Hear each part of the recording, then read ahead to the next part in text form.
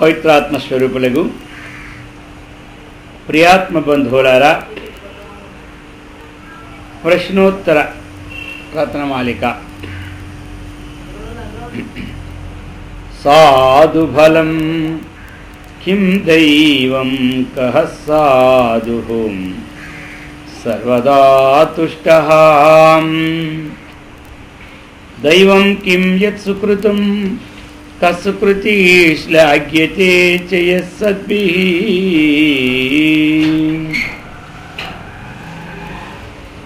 సాధు బలం కిం, సాధువుకి సాధు అనే వ్యక్తికి బలం ఏమిటి అని ప్రశ్న. అంటే దైవం, ఇంకా ఆయనకి బలం ఏమిటి? దైవభావం. అంతకంటే బలం ఇంకోటి లేదు. కహ సాధు, సాధు అంటే ఎవరు అంటే సర్వదా తుష్టః, ఎల్లప్పుడూ సంతోషంతో ఉండేవాడే సాధు. అది వాళ్ళు ఎవరు కానీ ఎప్పుడు సంతోషంగా ఉంటే వాళ్ళందరూ సాధువుడే. దైవం కిం, దైవం అనగా ఏమి? పుణ్యమే దైవం, అదేనమాట. ఇంకోటి దైవమో లేదు అది చెప్తున్నారు. యత్ సుకృతం, సుకృతి ఎవడు అంటే చెప్తున్నారు, సుకృతి శ్లాఘ్యతే చ యస్సద్భిః, సత్పురుషుల ద్వారా ఎవడైతే ప్రశంసపడుతున్నాడో అతడే సుకృతుడు. అదే సామాన్యుల ద్వారా ప్రశంసపడడం కాదు, సత్పురుషుల ద్వారా. అది గృహమేదినశ్చ మిత్రకిం, గృహస్థునకు హితులెవరు? గృహమేదినశ్చ మిత్రం భార్య, భార్యయే మిత్రుడు. కో గృహీ చ, గృహస్థుడు అంటే వాడు యో యజతే, ఎవరైతే యజ్ఞం చేస్తూ ఉన్నారో అతడే గృహస్థుడు. యజ్ఞ కో యజ్ఞ అంటున్నారు. యజ్ఞం అనగా ఏమిటి? అక్కడ యజ్ఞము అంటే అది మళ్ళీ యజ్ఞాలు, ఈ యజ్ఞమే కాదు యజ్ఞం. ఆ యజ్ఞం అంటే అక్కడ పంచయజ్ఞాల మధ్య తీసుకోవాలి, అది అన్నమాట. ఈ యజ్ఞం అంటే రోజు యజ్ఞం చేస్తారా? అది ఎప్పుడో ఓ రోజు చేస్తాం కదా. అందుచేత ఇక్కడ యజ్ఞం అంటే మళ్ళీ ఆయార్థం తీసుకొని యజ పూజ సంగతి కరణ దానాదీనా, ఇవన్నీ యజ్ఞాలే. యజ్ఞ చెప్పడానికి అర్థమే. పూజ, పూజ చేసినది యజ్ఞమే. యజ పూజ, యజ పూజ సంగతి, ఈ యొక్క ఆత్మవిచారణ చేసింది కూడా యజ్ఞమే. ఇక యజ సంగతి పూజ దానాదీనం, ఇక దానాదులు కూడా యజ్ఞమే. భగవంతుడు చెప్పాడు కదా, ద్రవ్యయజ్ఞాస్తపో యజ్ఞ యోగయజ్ఞాస్తథా పరి స్వాధ్యాయ జ్ఞానయజ్ఞాశ్చ యతయః సంస్థితవ్రతాః అపానే జోహతి ప్రాణం ప్రాణే పానం తథా పరి ప్రాణాపానగతిరుద్ధ్వా ప్రాణాయామపరాయణాః అపరే నియతాహారాః ప్రాణాన్ ప్రాణేషు జోహతి సర్వేప్యేతే యజ్ఞవిదో యజ్ఞక్షపిత కల్మషాః ఆత్మ సంయమ యోగాగ్నో జోహతి జ్ఞానదీపితే. అందుచేత ఇవన్నీ యజ్ఞాలన్నమాట. అది ఇందులో ఏ యజ్ఞం చేసినా అది ఉండాలి. అందులో పంచయజ్ఞాలు, దైవయజ్ఞము, ఋషియజ్ఞము, పితృయజ్ఞము, అతిథియజ్ఞము, భూతయజ్ఞం. అదేనా అది ఏమిటి? యజ్ఞం అంటే ఏమిటి అది చెప్పారు. శృత్యా విహిత, అది యజ్ఞం అంటే ఆయన చెప్పేశాడు. ఏమిటని? శృత్యా విహిత శ్రేయస్కరో నృణాం, అది వేదం ఏది విహితించిందో, ఏది శ్రేయస్కరమో అది యజ్ఞం. యజ్ఞం అంటే సందేహమైన వేదం ఏది విహించిందో, ఏ ఆశ్రమానికి ఏది విహించిందో ధర్మమో అది చేసుకుపోవడమే యజ్ఞం. అదే అన్నమాట. కస్య క్రియా హి సఫలా యః పునరాచారవాన్ శిష్టః కశిష్టో యో వేద ప్రమాణవాన్ కోహతః క్రియాభ్రష్టః. కస్య క్రియా హి సఫలాః, ఎవరు చేసినటువంటి యజ్ఞములు సఫలమవుతూ ఉంటాయి అని ప్రశ్న అన్నారు. అంటే పునః ఆచారవాన్ శిష్టః, అది ఆచారవంతుడగు వ్యక్తి క్రియలు చేస్తారు.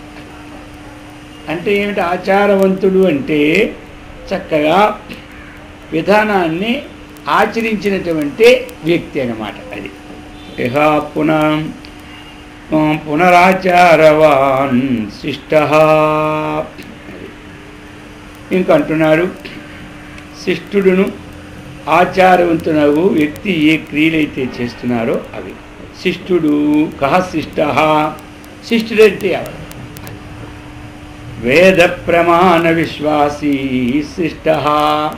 శిష్టుడంటే వేద ప్రమాణమునందు విశ్వాసం ఉన్నవాడే శిష్టుడు. అది శిష్టుడంటే. కోహతః,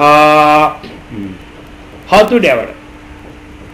క్రియాభ్రష్టః, అంటే శిష్టుడు చెప్పినాడు, ఆపోజిట్ హతుడు. ఇతడు ఎవడంటే క్రియాభ్రష్ట, ఆ వేద ప్రమాణం విశ్వాసం లేకపోవడం, అదే క్రియా శూన్యం అన్నమాట. కోధన్య, ధన్యుడేవాడు అంటే సన్యాసి. ఇంక సన్యాసి ధనుడైతే దగ్గర ధనులు గారా? ఇక్కడ సన్యాసి అంటే ఏమిటి? సన్యాస కర్మయోగశ్చ నిశ్రేయో సకరావభో తయోస్తు కర్మ సన్యాసాత్తు కర్మయోగ విశిష్యతే అన్నారు. సన్యాసి నిత్యం ద్వేష్టిన కాంక్షతి అని చెప్పారు. నిర్ద్వంద్వో హి మహాబాహో దుఃఖమాప్తం మయాగతః. అందుచేత ఇక్కడ కర్మలు చేస్తూ కర్మఫలాన్ని ఎవడైతే త్యాగం చేస్తూ ఉన్నాడో సన్యాసి. ఇక్కడ సన్యాసి అన్నప్పుడు ధన్యుడు ఎవడు అంటే కేవలం కాషాయ వస్త్రం వేసేసుకుంటే ధన్యుడా? అది ధన్యుడు కాదు. కాషాయాంబర వసనోపేతము అది వేసుకున్నంత జంజమింపుగా వేసి సంజవార్చిననేమి బ్రహ్మనందక కాడు బ్రాహ్మణుండు తిరుమల శ్రీసోర్ణ గురురే కలిడినను విష్ణునందక కాడు వైష్ణవుండు అని చెప్పారు కదా. కాబట్టి ఇక్కడ ఏమిటంటే సన్యాస కర్మయోగశ్చ నిశ్రేషౌ సకరావుభౌ. అందుచేత ఇక్కడ మనకేం కావాలి? కర్మ ఫలాన్ని ఎవరైతే త్యాగం చేస్తూ ఉన్నాడో అది పూర్తిగా కర్మలు వదిలేవాడి కంటే కర్మ ఫలత్యాగం చేసేవాడే గొప్పవాడు. ఆ అర్థం. ఇక కిం కోదన్య సన్యాసి కోమాన్య పండిత సాధు. మాన్యుడెవడు? అది మాన్యుడంటే అందరి చేత గౌరవింపదగినవాడు, సన్మానింపదగినవాడు. అతడెవడు? పండితుడును సాధువును.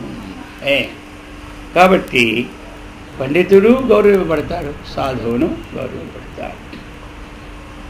కహ సేవ్య, సేవింపదగిన వాడు ఎవడు లోకంలో? మనం ఎవరిని సేవించాలంటే దాత ఏమంటారు? దాతను సేవించమంటారు. ఎందుకంటే లోకానికి ఆయన ఉపకారం చేస్తున్నాడు. ఏదో మాటలు చెప్పేవి చేయమనుకున్నవాడు కాదు కదా, లోకోపకారం అవుతున్నాడు కాబట్టి ఆయన సేవ చెందాడు. అది యో దాత యో అధితృప్తిమా తనుతే. దాత అంటే ఎవడు? యాచకులను తృప్తిని అందించువాడు. ఎవరు దీన్ని యాచిస్తారంటే కోరుతారని అర్థం. ఇక్కడ యాచకుడు అంటే కోరినవాడు. ఎవరు ఏం కోరుతాడో మరి వారికి తృప్తిని ఇస్తున్నవాడే దాత. అదేనమాట. కాబట్టి వస్త్రం కోరచ్చు, ఒకరు అన్నం కోరచ్చు, ఇంకోటి కోరచ్చు. అనుకూలమైన ప్రకృతికి మనకి శరీరం ధారణ కోసం ఏది కోరితే ఏది ఇవ్వాలో అటువంటి వాడు ధాత.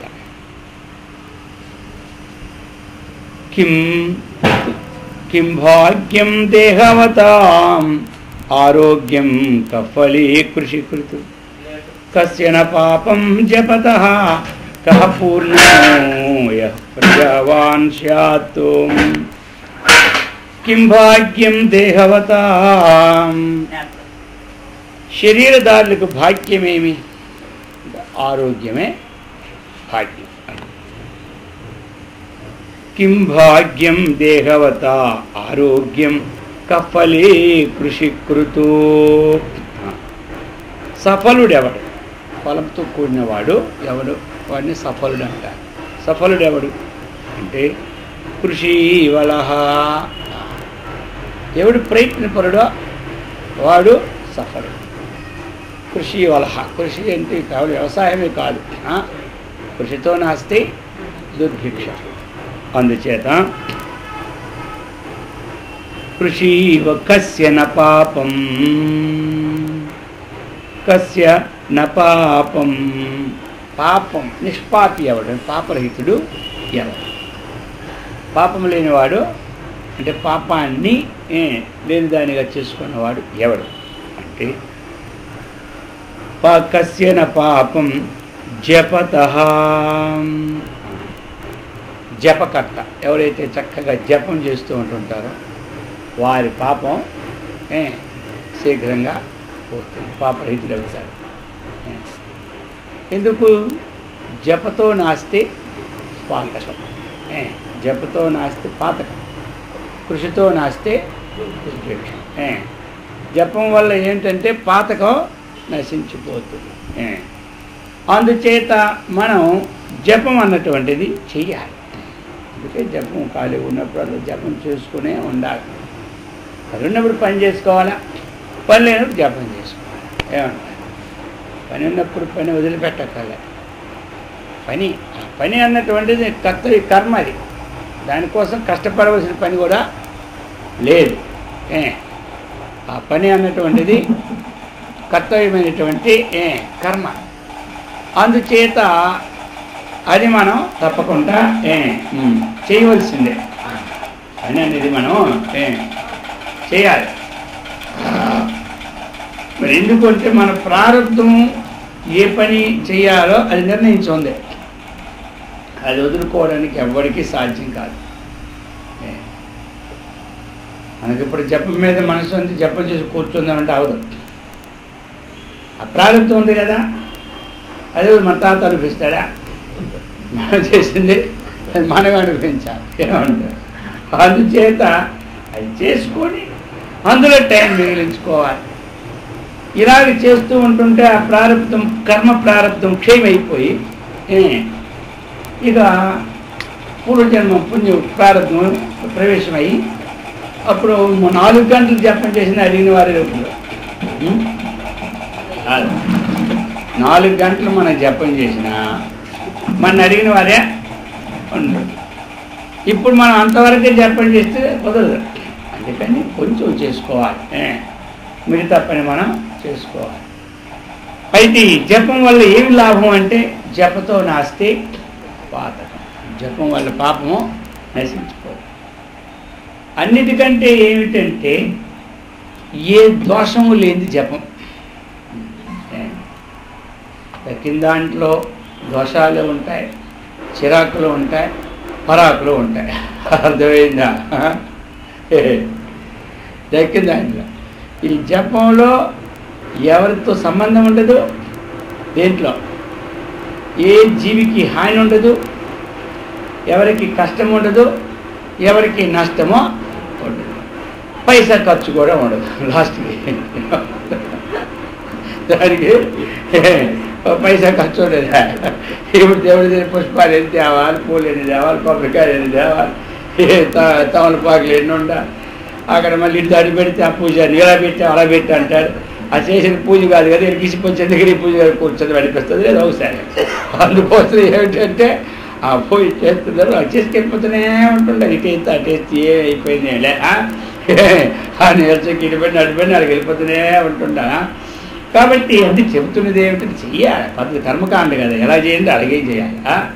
కర్మకాండలో ఏదంటే అది చేస్తేనే ఆ కర్మ ఫలితం. అది కర్మకాండకి అంత పవర్ అనమాట. దాని పేరే కర్మ, దాని కాండ పేరు ఏం పేరు? కర్మకాండ. అంటే ఆ కర్మ సక్రమంగా ఉండాలి. మరి మనకు దొరకవు తొందరగా. తాంబూలాలు దక్షిణాన్ని సమర్పయం, ఏం చేస్తాను ఏదో ఒకటి సమర్పయం అనాలగా. అందుకని అన్నీ దగ్గర పెట్టుకోవాలి. మంత్రాలు ఆగవు కదా, వచ్చింది కూడా చదివేవాడికి హుషారనమాట, టకటకటకి వెళ్ళిపోవడం. ఈ అందించేవాళ్ళు మళ్ళీ అటు తిరిగే జరిపోద్ది వీళ్ళకి. అందుచేత అన్నీ దగ్గర పెట్టుకుంటారు అనమాట. అని చెప్పేది ఏమిటో ఆ కర్మకాండలో అన్నీ ఉంటాయి, చెయ్యాలి. అందుకే జపంలో ఏముంటుందా? ఏమీ లేదు. అది ఎంతసేపు చేసినా నిద్రే రాదు. జపం కాదు, మాల పట్టుకున్నావా తూగుతూనే ఉంటుంటుంది. ఇది మన ఖర్చు కాని పనికి నిద్రే అనమాట. ఖర్చు అయిన పనికి చక్కగా చూస్తూనే ఉంటా. ఆ పూలు బాగున్నాయి లేదా, తోకలు ఉన్నాయి లేవా, ఇది తీసావా లేదా, అది తీసావా లేదా, వీటి మీద పోతుంటుంది అనమాట. అందుకున్న నిద్ర కూడా ఎగిరిపోతే. అందుచేత ఆ జపం అన్నటువంటిది మన అభ్యాసం చేసుకోవాలని చెప్తున్నారు. జపతో నాస్తి పాతకం యజ్ఞానాం జపయజ్ఞోస్మి స్థావరాణాం హిమాలయ అన్నారు భగవంతుడే. యజ్ఞంలో జపయజ్ఞాన్ని నేను అన్నాడు. అందుకని ఇక్కడ అదేం చేస్తుంది? జపం అన్నటువంటిది మనకి ఆ పాపాన్ని తీసివేసేస్తుంది అన్నమాట. అది చెబుతున్నారు. జపతో కస్య న పాపం జపతః కహ పూర్ణః అంటున్నారు. కహ పూర్ణః, పూర్ణుడు ఎవడు అంటే ఇది కుటుంబ విషయంలో ఇచ్చున్నారు. పూర్ణుడు ఎవరంటే ఎవరు సంతానవంతుడో వాడు పూర్ణుడు. అదేనమాట. కిం దుష్కరం నరాణాం యన్మనసో నిగ్రహః సతతం కో బ్రహ్మచర్యవాన్ స్యాద్ యశ్చ అస్కలితోధ్వరేతస్కః. కిం దుష్కరం నరాణాం, మానవులకు దుష్కరమగునది ఇది. అది మానవులకు కష్ట చేత సాధ్యంపదగినది ఏది అంటే మనో నిగ్రహ సతతం. ఏమిటయా కష్టం అంటే మనస్సుని నిగ్రహించడమే కష్టం. ఇంకా అంతకంటే కష్టమా? రాత్రి పగలు కష్టపడి 10,000 రూపాయలు సంపాదించవచ్చు. అదంత కష్టం మనకు అనిపించదు. చెయ్యి మనం ఎంత కష్టపడినా అది కష్టం అనిపించదు. కానీ ఏది కష్టం అంటే ఆ మనస్సును తన స్వాధీనం చేసుకోవడమే కష్టం. అది అంత సులభంగా అవదు. మనస్సును స్వాధీనం చేసుకో అంత సామాన్యమా? అది అనేక జన్మ సంసిద్ధి, కొన్ని జన్మల్లో వస్తున్నటువంటిది రావాలి. అది రావాలి, దానికి మనకి పట్టుదల ఉండాలి, మరి దానికి తగిన వైరాగ్యం ఉండాలి. అప్పుడే మనస్సు మనకి స్వాధీనం అవుతుంది. లేకపోతే అది అవదన్నమాట. దానికి మనం ఎక్కడ వెళ్తుందో ఏమిటో మనకు అవసరం లేని విషయాలు ఏది పోతూనే ఉంటుంటారు. అది పోతున్నప్పుడల్లా దానిని విచారణ పెడుతూనే ఉంటుండాలి. ఏమైనా లాభం ఉందా, ఏమైనా లాభం ఉందా అని అడుగుతున్నారు. ఎవరికి?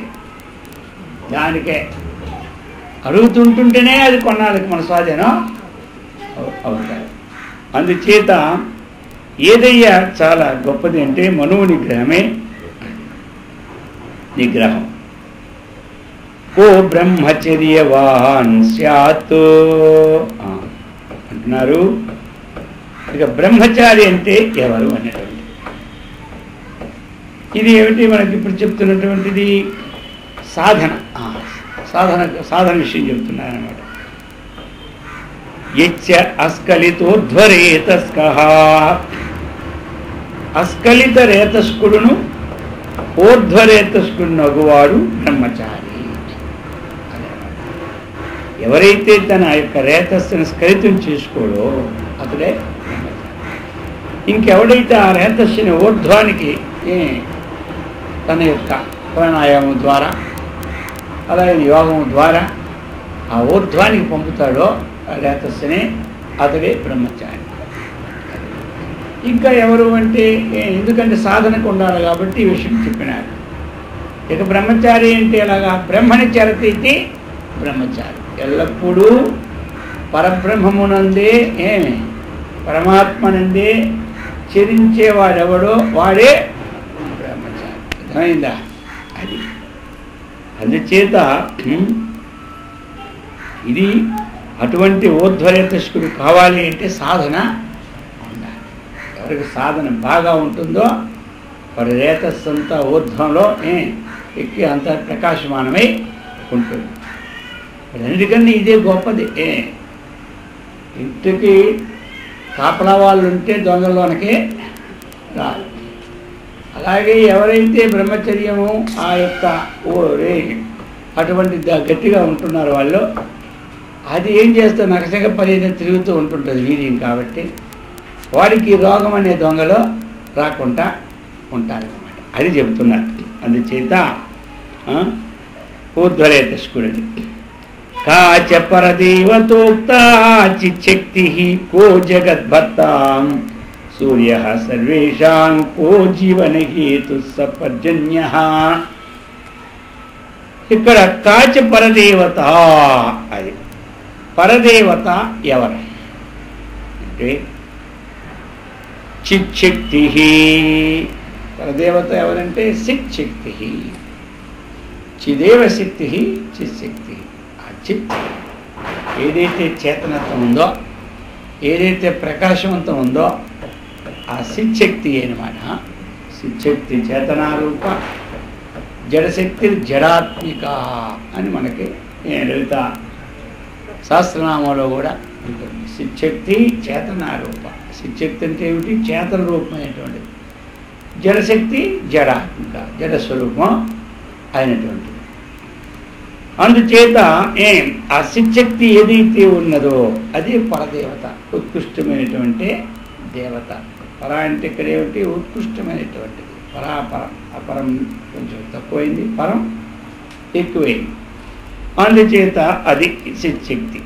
ఇక జగద్భర్త కహ, ఈ జగత్తుకి భర్త ఎవరు అంటే ఇక్కడ మామూలుగా ఎందుకు అంటే అందరినీ కూడా చక్కగా ఇటువంటి ప్రకాశాన్ని ఇచ్చాడు కాబట్టి సూర్య అని మనకి చెప్పినారనమాట. అది జగద్భర్త. ఆయన స్వరూపం కాబట్టి గతిర్భర్త ప్రభు సాక్షి నివాస శరణం సుహృతు ప్రభవ ప్రళయస్థానం నిదానం బీజమవ్యయం. గతి భర్త ఎవరంతా పరమాత్మని, శ్రీకృష్ణ పరమాత్మ మనకి. ఇక సర్వేషాం జీవనహేతు కిం, అందరికీ కూడా మనకి జీవనానికి హేతు ఎవరంటే పర్జన్య. మేఘుడే మనకి జీవన హేతు. ఆయన లేకపోతే ఏది లేదు. ఆ మేఘం వర్షం పడకపోతే ఏమంది, భూమి మీద ఒక పైసా పంట కూడా మనకే ఉండదు. కహాశూర కశూరో యోభి త్రాతా చ కస్స గురు కోహి జగద్గురు తస్యంగుజ్ఞానం కుత శివా దేవా. శూరుడెవడు అని అడుగుతున్నారు. కహాశూర, శూరుడెవడంటే ఎవరు భయంతో కూడి ఉంటారో వాళ్ళని ఆ ఎవడైతే రక్షిస్తాడో వాడే లోకంలో శూరుడు. భయంతో ఉన్నటువంటి వారిని, వారు ఏ విధమైనటువంటి భయంతో ఉంటే ఆ విధమైన భయాన్ని పోగొట్టిన వాడు, రక్షించడానికి ప్రయత్నం చేసిన వాడే శూరుడు. యోం త్రాతా చ కః.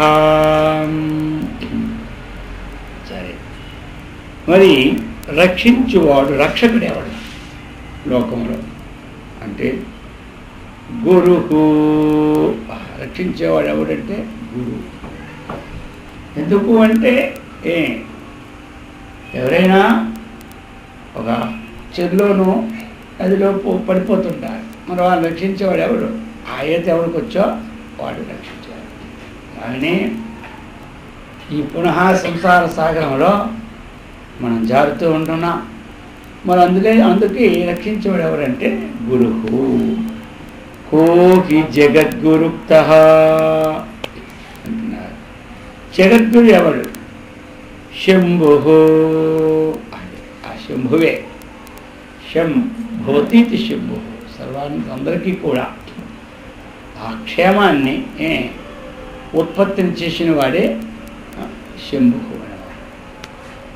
శంకర అంటే శం కరోతీతి శంకర. శం అంటే ఏమిటి? సుఖాన్ని కలుగు చేసిన వాడే శంకరుడు. సుఖాన్ని ఉత్పత్తిని చేసి ఇచ్చిన వాడే శంభు అన్నమాట. మరి అతడే జగద్గురు అని.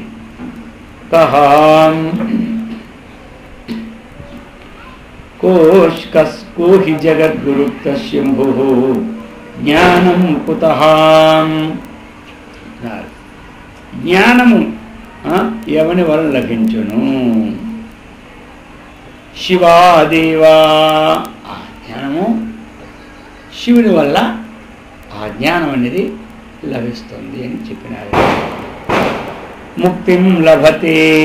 అది ముక్తి అన్నటువంటిది దేనివల్ల మనకి లభిస్తున్నది? ప్రశ్న. ముకుంద భక్త్యా. ఆ ముకుందుడి వల్ల, భక్తి వల్లనే మనకి ముక్తి లభిస్తుంది. ఎందుకంటే భక్తి అన్నటువంటిది ముఖ్యం. భక్తి ముక్తికి హేతు అన్నమాట. ఏ భక్తి ఉండాలి మనకి అంటే స్వస్వరూపానుసంధానం భక్తిరిత్యపి దీయతే అని శాస్త్రం. స్వాత్మతత్వానుసంధానం భక్తిరిత్యపి దీయతే. భక్తుల్లో వివేక చూడామణిలో శంకరాచార్యుల వారు ఏమన్నారు? స్వస్వరూపానుసంధానం భక్తిరేవ గమ్యసి. భక్తి అనేక ఉంటున్నాయి మనకి. ఆ భక్తిలో ఏ భక్తి గొప్పది అంటే తన స్వరూపానుసంధానం తాను ఎవడైతే చేసుకుంటుంటాడో ఆ భక్తే గొప్పది. అదే విషయాన్ని అపరే మరికొంతమంది స్వాత్మతత్వానుసంధానం భక్తిరీత్య అపరే జగుహు కొంతమంది పలికారు. ఇతరులు కూడా ఈ వాక్యాన్ని పలికారని ఉదాహరణ కూడా వారు ఇచ్చున్నారు ఆ శాస్త్రంలో. అందుకు భక్త్యాతు అనన్యయా శక్య అహమేవం విధో అర్జున జ్ఞాతుం ద్రష్టుంచ. జ్ఞాతుం ద్రష్టుంచ అన్నారు. కాబట్టి పరంతప మనం ఏది భక్తి అంటే అనన్యయా భక్త్య. ఆ భక్తి ఎలా ఉండాలి మనకి? భక్తి వల్ల ముక్తి కలుగుతుందని చెప్పినారు. మరి ఆ భక్తి ఎలా ఉండాలి అంటే మనకి అనన్యా భక్త్యా అంటే ఏమిటి? అభేదమైనటువంటి భావనమే అనన్యం, భేద భావనమే అన్యం. అన్యం అంటే ఏమిటి? భేద భావన. అనన్యం అంటే అభేదం. కాబట్టి అనన్యయా భక్త్యా అది సులభ అహం. నేను ఎవరికి సులభండి అంటే అనన్యమైన భక్తి గలవారికి నేను సులభను అన్నాడు. అందుచేత మనకి ఆ యొక్క భక్తి అన్నటువంటిది ముకుంద భక్త్యా, అటువంటి భక్తి అనేది మనకి అవసరం. భక్తి అంటే ఏమిటి మనకి? నాదులు వారు ఏమన్నారు? సాత్వస్మిన్ పరమ ప్రేమ రూప. సాత్వ భక్తి అయితే పరమ ప్రేమ స్వరూపం. అది పరమ ప్రేమాత్మకమైందే భక్తి. అంటే మిక్కిలి ఆసక్తి కలిగి ఉన్నటువంటి దేనికి? అస్మిన్ అధికరణం అన్నమాట. దేని యందు? అస్మిన్ దీని యందు. దీని యందు అంటే ఏమిటి? ఏది జగత్తుకి ఆధారభూతమైందో దాని యందు. ఇక మనకేమిటి? అటువంటి విషయం మనకి ఇంకా అర్థం కాదు. కాబట్టి మనం దేన్ని ఆధారంగా పెట్టుకున్నామో దేవుడిని, ఆ దేవుడిని మనం తీసుకోవాలి. మొట్టమొదటి సాకు అస్మిన్ దీని యందు. మన యొక్క ఉపాసనకి మనం ఏదైతే మనం ఏది అవతి ఏది పెట్టుకున్నామో దాని యందు పరమ ప్రేమే ఉండాలి. అది అత్యంతమైన ఆసక్తి ఉండడమే పరమ ప్రేమ. అందుచేత అది చెప్తూ ఉన్నారన్నమాట. భక్తి ముక్తిం లభతే కస్మాత్ ముకుంద భక్త్యా ముక్తి దీనివల్ల లభిస్తుందంటే ఆ యొక్క ముకుందుని యొక్క భక్తి వలనే లభిస్తుంది. ముకుంద కహ అయ్యా, ఇక ఆ ముకుందుడంటే ఎవరు? ముకుందుడంటే ఎవరు? యస్తారయేత్వ విద్యాం అవిద్యాం యః తారయః సహ ముక్తః. అంటే ముకుంద అవిద్యను దాటించిన వాడే ముకుందుడు. అంటే అజ్ఞానాన్ని పోగొట్టిన వాడే ముకుందుడు. ఇక అవిద్య కాచ అవిద్య. అవిద్య అంటే ఏమిటి? అవిద్య అంటే ఏమిటి? యత ఆత్మను అస్ఫూర్తి, ఆత్మ ప్రకాశమును అడ్డుపడినదే అవిద్య. అవిద్య అంటే ఏమిటి? అజ్ఞానం. ఆత్మ ప్రకాశానికి ఏదైతే అడ్డుపడుతుందో అది అవిద్య. అది ఏ రూపంలోనైనా ఉండొచ్చు. ఏమంటారు? తను తాను తెలుసుకోకుండా చేస్తున్నటువంటిది అది అవిద్య. ఇప్పుడు కొంతమందికి ఆత్మ అనేది వేరే లేదు కాబట్టి శరీరమే నేను అనుకుంటాడు. శరీరమే నేను అనుకుంటాను. మరి ఆత్మ ప్రకాశానికి అడ్డుపడింది శరీరమైంది కాబట్టి ఈ భావనే అవిద్య. కొంతమంది ఏమి శరీరంలో ఉన్న మనస్సే గొప్పదయ్యా, మనస్సే ఆత్మ అంటాడు. స్వయం ప్రకాశానికి అడ్డు తగిలింది కాబట్టి ఈ మనోభావనే అవిద్య.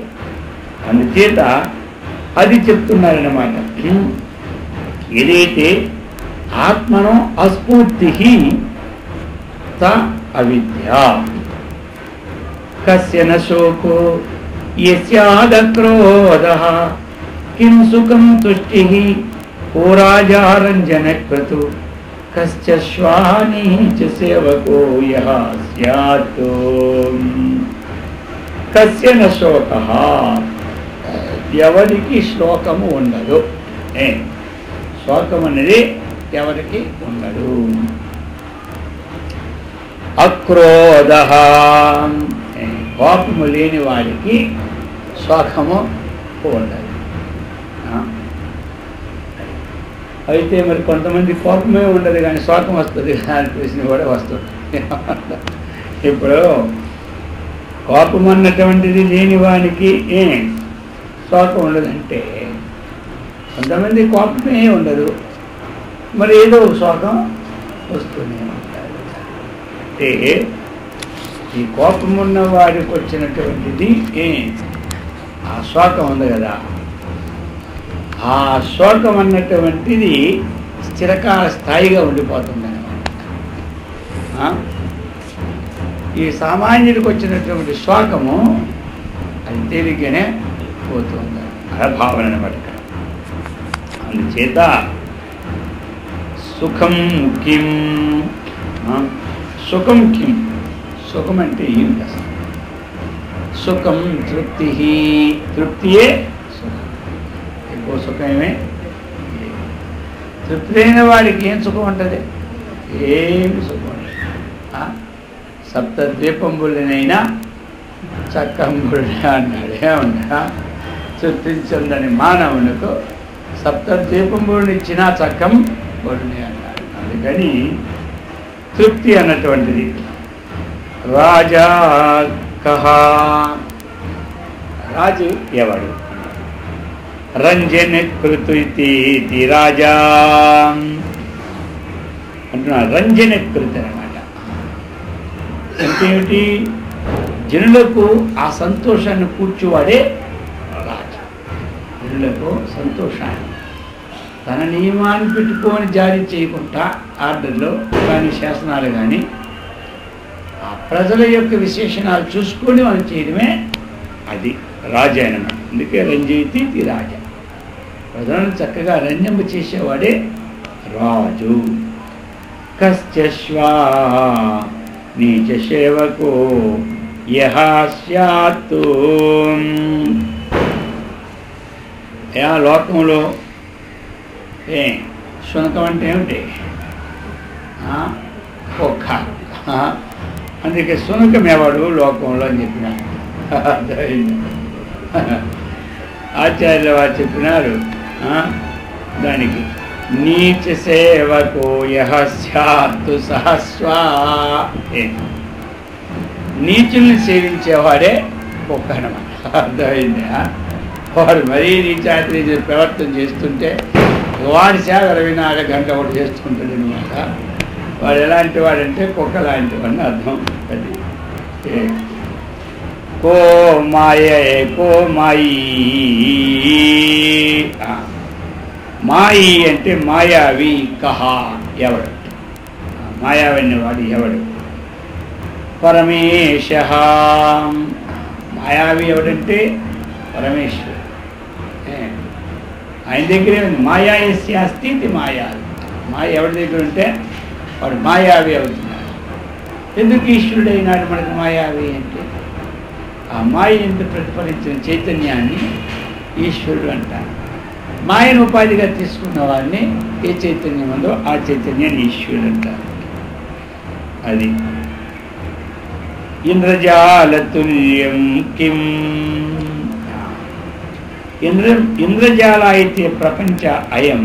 అది అందుచేత మరి ఆ యొక్క ఇంద్రజాలం అన్నటువంటి ఇంద్రజాల తుల్యమగినది ఏమన్నారు? ఇంద్రజాలానికి సమానమైనది ఏది? ఇంద్రజాలానికి సమానం. ఇంద్రజాలం అంటే తెలుసు కదా మనకి. సర్కాసులోకి వెళ్తాం, అది అనేక రకరకాల చూపెడుతుంటాడు అది వింతలో.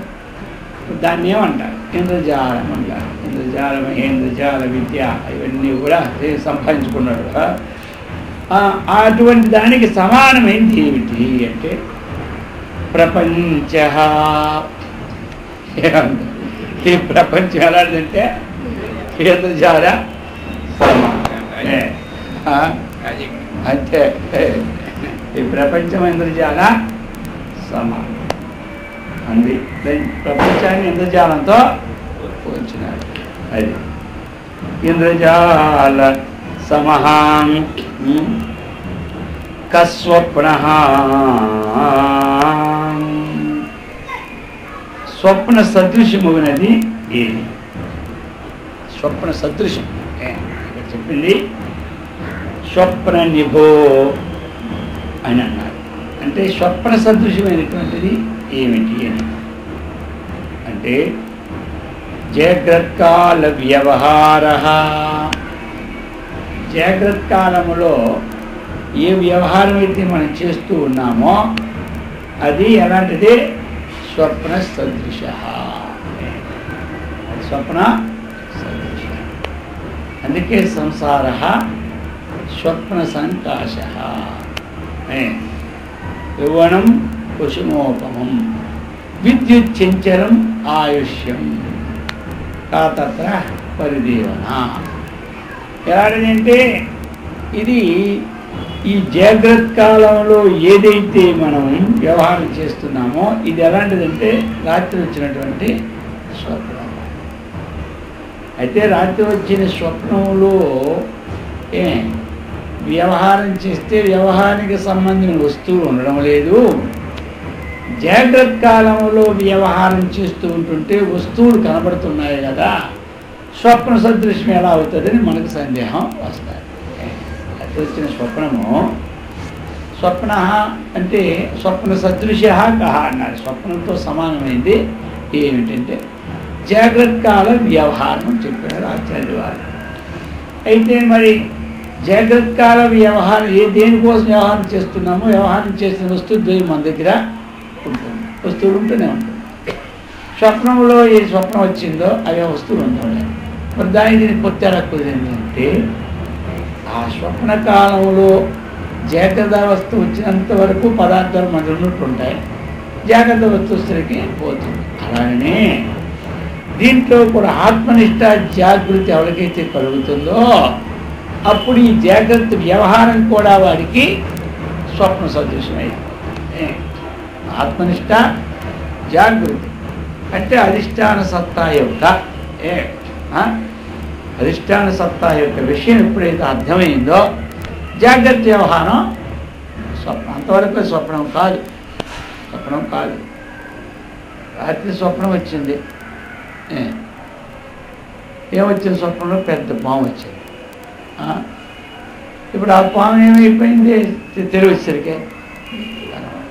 అలాగనే జాగ్రత్త కాలంలో భ్రాంతి పామును చూస్తున్నాం, మామూలు పాముని చూస్తున్నాం. భ్రాంతి పామేమో అధిష్టాన సత్తా యొక్క విచారణ ద్వారా తెలిసిపోయింది. నిజమైన పాము ఎక్కడ? ఆత్మతత్వాన్ని మనం తెలుసుకుంటే దాని ఇవన్నీ ఆరోపితం కాబట్టి, ఆరోపిత పదార్థం ఒకసారి వినాశం కాబట్టి అది కూడా మనకు లేదని తెలుసుకోండి. అందుచేత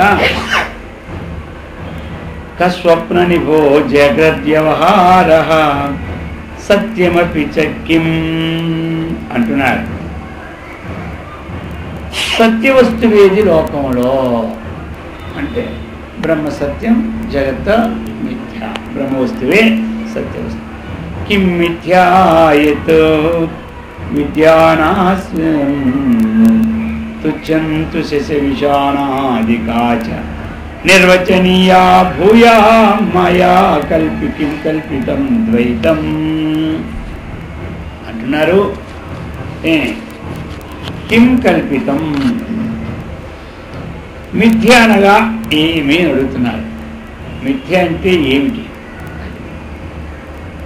ఏదైతే మనకి తెలివి వల్ల నశిస్తుందో అదే మిథ్య. మిథ్య అంటే మనకి తెలివి వల్ల ఏది నశిస్తుందో అదే మిథ్య. తెలివి లేనప్పుడు సత్యం అనుకుంటాం, తెలివి వచ్చిన సత్యమైంది. అసత్య వస్తువు లేనప్పుడు అది మిథ్య.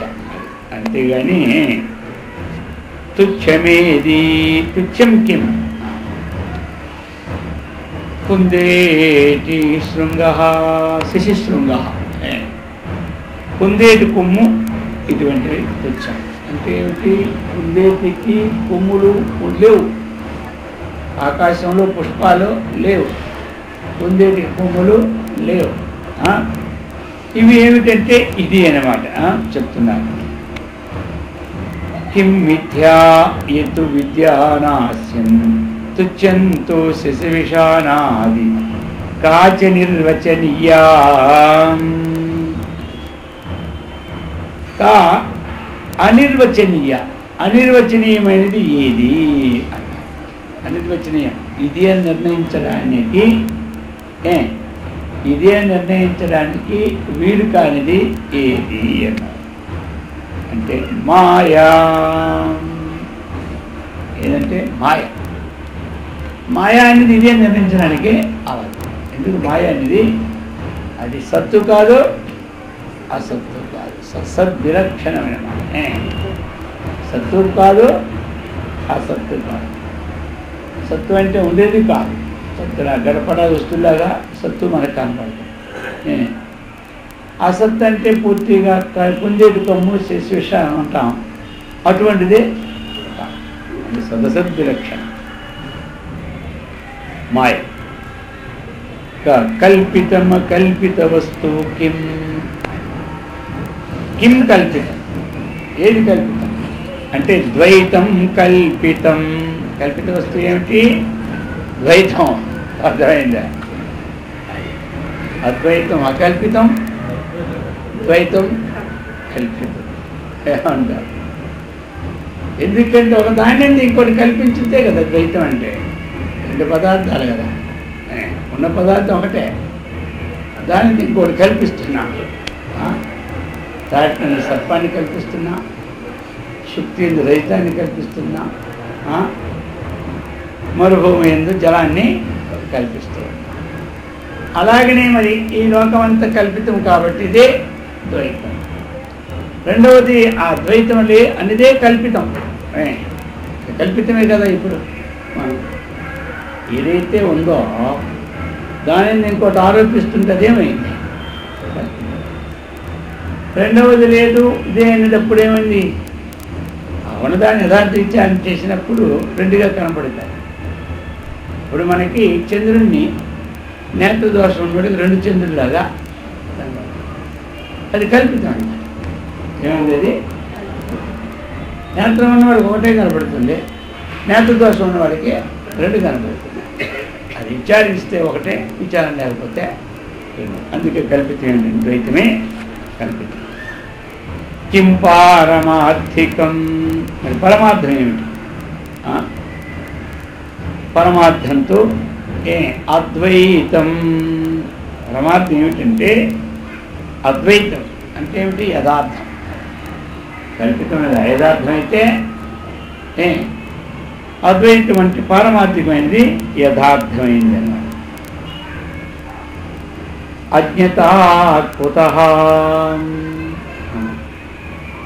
అజ్ఞానము ఎక్కడి నుంచి వచ్చినది అంటే ఇది కూడా అజ్ఞానం అనేది అనాది కాలం నుండే వస్తుంది.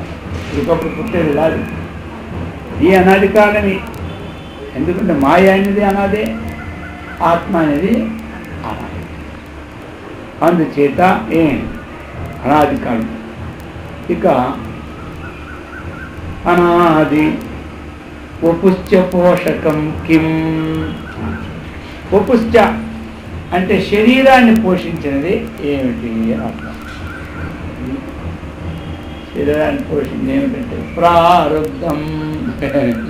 ఇంక శరీరం పోషించేది ఏమిటంటే ఆరంభించబడినటువంటి కర్మే శరీరాన్ని పోషిస్తాం. అంతటి నుంచి మనకి శరీరము ఎప్పుడు కర్మ ప్రారంభమైందో అప్పటి నుంచి మనం ఎంతవరకు అంత్యం కాలేదో అంతవరకు ఎలా జరగాలనేది ముందు నిర్ణయించే భగవంతుడు ఉంచాడు. ఆ విధంగా అది వెళ్ళిపోదు.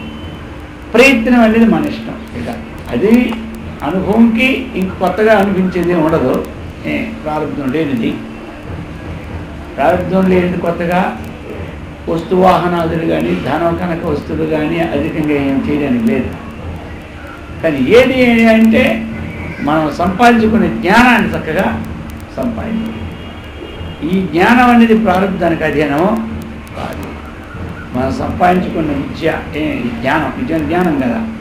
ఈ జ్ఞానము ఏదైతే ఆచరణ, ఏదైతే యోగము ఇవన్నీ ఉన్నాయో ఇవి మనకి ప్రారంభానికి ఎప్పుడూ కూడా అధీనము కాదు. ప్రారంభంతో భోగమే అంతే, అనిపించడం. ప్రారబ్ధం. ఇక వపుశ్చ పోషక కిం. శరీరాన్ని పోషించేది ఎవరు? ప్రారబ్ధం. అన్నదాయి కించ అని అడుగుతున్నారు. మరి అన్నం నసుకునేది ఏది అని. అన్నాన్ని ఏదైతే ఎప్పుడైతే మనకు ఆయువు ఉందో ఆయువు ఉన్నంత వరకు అన్నం వస్తూనే ఉంటుంది. ఏదో రకంగా వస్తూనే ఉంటాయి. వాడు 12 గంటలకి పరమేశ్వరుడు అందరికీ భోజనాన్ని పెడుతున్నాడు. పార్వతీదేవికి ఏమైంది తెలుసా? డౌట్ వచ్చింది. ఎక్కడి నుంచి వచ్చాయంటే ఇప్పుడే లేట్ అయింది. ఏమన్నంటే అందరికీ భోజనం పెట్టేసరికి కాస్త లేట్ అయింది. అందరికాడు భోజనం. చూడలేమి కొండ మీద ఉన్నాడు, మొత్తం అందరికీ భోజనం. అది చెప్పుకోవడానికి కూడా కాస్త అనిపించదా అనుకొని సరే అయితే అందరికీ పెట్టడం రోజు ఖాయమేనే అన్నారు. ఖాయమే అన్నారు. ఇప్పుడు ఎందుకు అడగడం, రేపు ప్రాక్టికల్గా చూపెడితే అప్పుడు తెలిసిపోవాలి అని ఇలాగన్నారు. ఏం చేసిందంటే బయటనుంటే ఈ చీమలకి ఆహారం ఎక్కడ దొరికిపోతుంది, ఆయన పెట్టేస్తాడని ఆ చీమను ఒక డబ్బీలో పెట్టుకొని వచ్చాడు. ఈయన మళ్ళీ 12 గంటలకి అందరికీ పెట్టేశాడు అన్నారు. ధైర్యం కదా. తనకి ఎంత డబ్బీలో పెట్టుకొని చీమ, ఈయనేమో రాలేదు. ఆయన ఈశ్వరుడు అప్పుడే కదా ఈ నిలిపోయినాక తీసుకుంది. అందుకని అందరికీ పెట్టారా, ఎందుకు మాట్లాడతారో, మీరు అన్ని జీవులకి ఆహారం పెట్టారని ఆ డబ్బా తిరిగి చూశాను. చూస్తే ఆ చీమ నోట్లో బియ్యం గంజ ఉంది. ఆ చీమ నోట్లో బియ్యం గంజ. అప్పుడు ఇంకేం చేస్తారు? సిగ్గుపడిపోయి ఈయన ప్రాక్టికల్గా చూపెట్టి అవమానం పడుద్దాం అనుకుంటే ఏమైపోయింది అది. అందుచేత చెప్తున్నారు అన్నదాయి కిం. ఆ యొక్క అన్న మనస్సుకనేది ఆ యొక్క భగవంతుడు అయి ఎప్పుడైతే ఉన్నదో ఆ అన్నం అనేది మనకి వస్తూనే ఉంటుంది. కో బ్రాహ్మణి కో బ్రాహ్మణి ఉపాస్య బ్రాహ్మణుల ద్వారా ఉపాసింపదగినది ఏమిటి? గాయత్రి గాయత్ర్యాం ఆదిత్యే చ అగ్నౌ శంభో చ కిం తత్వం. ఒకటి గాయత్రి ఉపాసన, రెండు అగ్ని, మూడు సూర్యుడు. వీరి ద్వారా మన శివుని ఉపాసింపదగను. ఉపాసన ఏమిటంటే గాయత్రిని చక్కగా ఉపాసన చేయాలి. యజ్ఞయాగాలు చేసి ఏదైనా పూజలు చేసిన తర్వాత గాయత్రి మంత్రాన్ని వారు దాన్ని జపించుకుంటే ఏదైనా సరే దోషవశాత్తు తన యొక్క తపస్సుకి అనుష్ఠానం తక్కువైనా ఆ యొక్క గాయత్రి మంత్రం వల్ల పరిపూర్ణం అయిపోతారు. అందుచేతే గాయత్రి మంత్రాన్ని చేస్తారన్నమాట. అటువంటిది. ఇక అగ్ని, వారికి అగ్నిని ఉపాసన, సూర్యుని ఉపాసన. ఇక వీరి ద్వారా శివుణ్ణి కూడా ఉపాసన. అయితే వీరిని ఉపాసించుట ఎలా? వీరిని ఎందుకు ఉపాసించాలి అంటే అది ఏ తత్వము సత్యం. ఏది ఉపాసిస్తున్నామో అది ఏమవుతుంది? అదే తత్వం, అది యథార్థమైనటువంటిది, అదే సత్యవస్తు. ఎందుకు అంటే మరి మనం ఉపాసింపదగిన వస్తువు యథార్థమైందని అనుకోవాలి. సత్యవస్తువు అనుకున్నప్పుడే ఉపాసన సిద్ధంటే కలుగుతాయి. ఇప్పుడు పరంపరా సంబంధం చేత బ్రహ్మస్వరూపానికి సంబంధించినవి అదే వస్తువు అయినా దీనికంటే భిన్నమైన వస్తువు అదే లేవు. అందుచేతనే అది తత్వము సత్య వస్తువు అని చెప్పారు సమాజం. యథార్థం అదే కదా. ఇప్పుడు మనం ఏదైతే ఉపాసన చేస్తూ ఉన్నామో ఆ ఉపాసింపదగిన వస్తువు, ఉపాసించే వస్తువు అది బ్రహ్మ కంటే భిన్నమో కాదు. అదే ఏదో ఉపాసన చేస్తున్నా అది బ్రహ్మ కంటే భిన్నమో కాదు. అందుచేత అది ఏ తత్వము, అది ఏ సత్యం. ఏది మన భావనలో ఒకవేళ ఇది కాదు అన్నటువంటి దృష్టి కలిగినప్పటికీ ఏదో ఉపాసన చేస్తున్నా. ఇప్పుడు సాలగ్రామంలో విష్ణుమూర్తిని ఆరోపణ చేసి ఉపాసన చేస్తున్నా. జ్ఞాన దృష్టిలో సాలగ్రామం కూడా బ్రహ్మమే, సాలగ్రామం కూడా బ్రహ్మమే. మరి అజ్ఞాన దృష్టిలో సాలగ్రామం మీద ఆరోపించబడినటువంటి ఏదైతే ప్రతీకం అది చేస్తారు. ఇప్పుడు రాయి ఉంది, జ్ఞాన దృష్టిలో రాయి కూడా బ్రహ్మమే. అజ్ఞాన దృష్టిలో రాయి బ్రహ్మముగా ఒప్పుకోడు, రాయి ఏంది చెక్కినటువంటి దేవుని బ్రహ్మముగా ఆయన దేన్ని ఒప్పుకుంటాడు దాన్ని. ఈయన దేన్ని, ఎందుకంటే మట్టి నుంచి వచ్చిన కొండ మట్టి కంటే భిన్నమో. అలాగే పరంపరా సంబంధించిన పంచభూతాత్మ నుంచి పుట్టిన రాయి కూడా ఆత్మ కంటే సంబంధం కాదు. రాయి ఆత్మ కంటే భిన్నము కాదు అన్నటువంటి దృష్టి అద్వైత దృష్టి. కానీ రాయి ఆత్మ కంటే సంబంధించి మనకు మొట్టమొదట ఉపాసన చేయడంలో తగ్గలేదు.